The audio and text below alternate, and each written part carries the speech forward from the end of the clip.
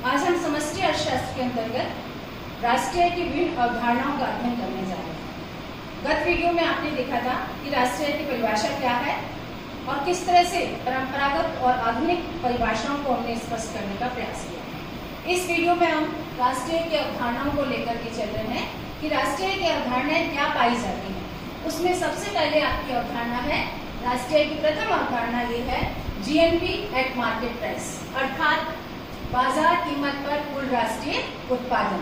विद्यार्थियों, बाजार कीमत पर कुल राष्ट्रीय उत्पादन अथवा जीएनपी एट मार्केट प्राइस क्या होती है, इसको हम इस प्रकार से परिभाषित कर सकते हैं कि यह वास्तव में एक वर्ष में उत्पादित अंतिम वस्तुओं और सेवाओं का प्रचलित कीमतों पर माप है, जिसमें विदेशों से प्राप्त आय भी सम्मिलित होती है। इसीलिए इसे हम क्या कहते हैं, gross national product at market price, अर्थात बाजार कीमत पर एक राष्ट्र का कुल राष्ट्रीय उत्पादन। इसको प्राप्त करने के लिए हम घरेलू अर्थव्यवस्था की वस्तुओं एवं सेवाओं को लेकर के, भौतिक मात्रा को लेकर के और प्रचलित कीमतों से गुणा करते हैं। इसके साथ साथ विदेशों से जो आय हमें प्राप्त होती है वो भी इसमें हम जोड़ देते हैं। इसलिए इसे हम क्या कहते हैं, बाजार मूल्य पर कुल राष्ट्रीय उत्पादन।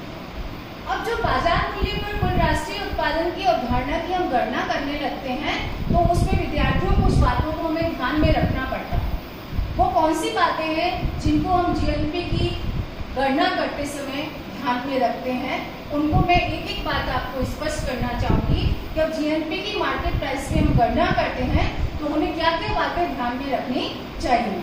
तो पहली बात हमें ध्यान में रखनी चाहिए वो ये है कि जीएनपी एट मार्केट प्राइस की गणना करते समय हम केवल आर्थिक क्रियाओं को ही सम्मिलित करते हैं, अर्थात ऐसी क्रियाएं जिनका की मौद्रिक मूल्य चुकाया जाता है, वस्तुओं एवं उत्पादन सेवाओं की वह मात्रा जिनका की मौद्रिक मूल्य दिया जाता है। गैर आर्थिक क्रियाओं को इसमें सम्मिलित नहीं किया जाता। विद्यार्थियों, बहुत ही सुंदर उदाहरण देना चाहूंगी। यदि एक माता अपने पुत्र को अध्ययन करवाती है तो उसकी सेवाओं को हम कुल राष्ट्रीय उत्पादन में नहीं जोड़ते हैं, लेकिन यदि वही माता एक प्राध्यापक के रूप में महाविद्यालय में जाके अध्ययन करवाती है तो उसकी सेवाएं जो होती है कुल राष्ट्रीय उत्पादन का भाग होती है। इसी तरह से यदि हम किसी वस्तु का उपयोग घरेलू अर्थव्यवस्था में स्वयं कर रहे हैं और उसको हम बाजार में, मार्केट में बेच नहीं रहे हैं तो वो राष्ट्रीय उत्पादन का भाग नहीं होगा। तो हम ये कहते हैं कि इसके अंतर्गत ऐसी वस्तुओं और सेवाओं को लिया जाता है जिनकी की मौद्रिक गणना की जा सकती है अथवा आर्थिक क्रिया उसे माना जाता है। उदाहरण के लिए यदि एक डॉक्टर अपने बच्चे को, बेटे को देखता है तो वो उसका मौद्रिक मूल्य नहीं लेता है, इसलिए वह आर्थिक क्रिया नहीं बनती और राष्ट्रीय उत्पादन का भाग नहीं होगी। लेकिन यदि वही डॉक्टर अपनी सेवाएं जो है किसी मरीज को देखने में लगाता है तो वह कुल उत्पादन का भाग होंगे। इसलिए हम ये कहते हैं कि केवल आर्थिक क्रियाओं को ही इसमें सम्मिलित किया जाता है। दूसरी महत्वपूर्ण बिंदु जिसको हम कहते हैं राष्ट्रीय आय की गणना के समय हमें ध्यान में रखना चाहिए वो यह है कि केवल अंतिम वस्तुओं एवं सेवाओं की कीमत को ही लिया जाना चाहिए, अर्थात वस्तु की दोहरी गणना की समस्या नहीं आनी चाहिए। इसको मैं इस रूप में आपको स्पष्ट करूंगी। विद्यार्थियों, सपोज कीजिए कि हम ये कहें कि मार्केट में एक ब्रेड 40 रुपए अथवा 50 रुपए में बेची जाती है और हम 50 रुपए उसका अंतिम मूल्य भी ले लें और उसके हर स्टेज पे यदि हम कीमत की गणना करते जाएं, आटा कितना लगा 10 रुपए का, बेकरी वाले ने कितना लिया 10 रुपए, इसी तरह से पैकिंग 5 रुपए और मार्केट आते तक उसका दाम हम 50 रुपए। यदि वो सब हम एक साथ जोड़ते जाते हैं तो ब्रेड का वास्तविक मूल्य तो 50 रुपए होगा, लेकिन वो गिनती में कितना आ जाएगा, 100 रुपए। इसलिए हम ये कहते हैं दोहरी गणना की समस्या से हमें बचना चाहिए।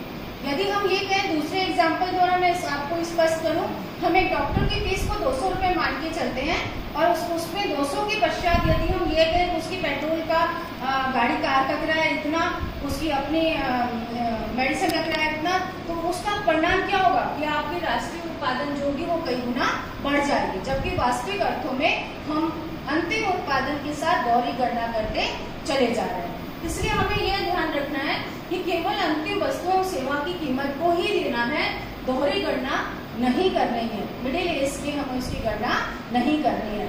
इस बात का बहुत ध्यान रखना है कि जिसके परिणाम स्वरूप वास्तव में जितना राष्ट्रीय उत्पादन नहीं होता है, अंतिम वस्तुओं की कीमतें ना लेने के कारण कई स्टेजेस पर कीमतें आने से कई गुना राष्ट्रीय उत्पादन जो है वो बढ़ा हुआ प्रतीत होता है। तीसरी बात ये कह रहे हैं कि जब हम कुल राष्ट्रीय उत्पादन की गणना करें तो हमें पूंजीगत लाभ अथवा हानि को सम्मिलित नहीं करना चाहिए यदि उनका मूल्य इस वर्ष के उत्पादन से सम्मिलित ना हो। उदाहरण के लिए यदि मैं ये कहूँ किसी व्यक्ति ने कोई शेयर पिछले वर्ष खरीदे और उसकी कीमत एकदम बढ़ गई तो वो उसको पूंजीगत लाभ हुआ, वो उसका इस वक्त वर्ष की गतिविधि नहीं थी, आर्थिक क्रिया नहीं थी, इसलिए उसके जो पूंजीगत लाभ होंगे वो कुल राष्ट्रीय उत्पादन का भाग नहीं होंगे। इसी तरह से सपोज कीजिए एक उदाहरण और स्पष्ट करूं कि किसी व्यक्ति ने एक प्लॉट पिछले वर्ष खरीदा और प्लॉट के दाम इस वर्ष बढ़ गए उसके भूखंड के, तो उसको जो कैपिटल गेन मिले उसको हम कुल राष्ट्रीय उत्पादन में गणना नहीं करेंगे क्योंकि उसका उत्पादन इस वर्ष के अंतर्गत नहीं किया गया है। इसी तरह से हम ये कहते हैं कि जब हम कुल राष्ट्रीय उत्पादन की गणना करने लगते हैं तो अवैध क्रियाओं से प्राप्त आय को सम्मिलित नहीं किया जाना चाहिए। इलीगल एक्टिविटीज जो होती है, जैसे हम कहते हैं तस्करी से प्राप्त माल जिसको बेचा गया उससे उसको इनकम प्राप्त हुई, यद्यपि ये व्यक्तिगत आय का भाग तो बनेगा लेकिन कुल राष्ट्रीय उत्पादन का भाग नहीं बनेगा क्योंकि उसके बदले में कोई एक्टिविटी हमारी अर्थव्यवस्था के अंतर्गत नहीं की गई। इसी तरह से हम कहते हैं हस्तांतरण भुगतान कुल राष्ट्रीय उत्पादन में सम्मिलित नहीं होते। हस्तांतरण भुगतान का अभिप्राय क्या है विद्यार्थियों?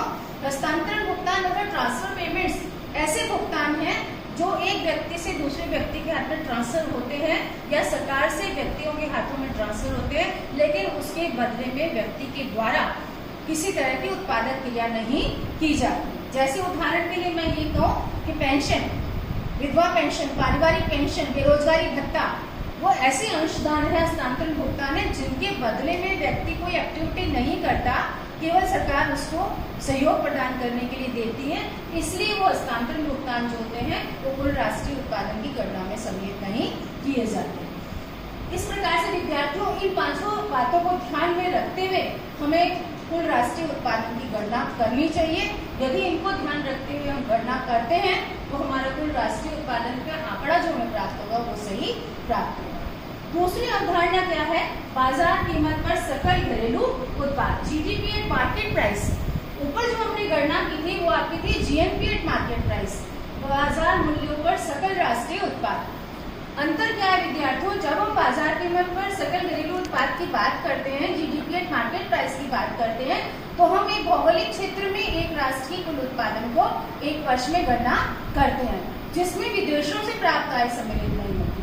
और हम ये कहते हैं बाजार कीमत पर सकल घरेलू उत्पाद एक वर्ष में एक राष्ट्र की भौगोलिक सीमाओं में उत्पादित अंतिम वस्तुओं सेवाओं का बाजार मूल्य पर कुल माप होती है।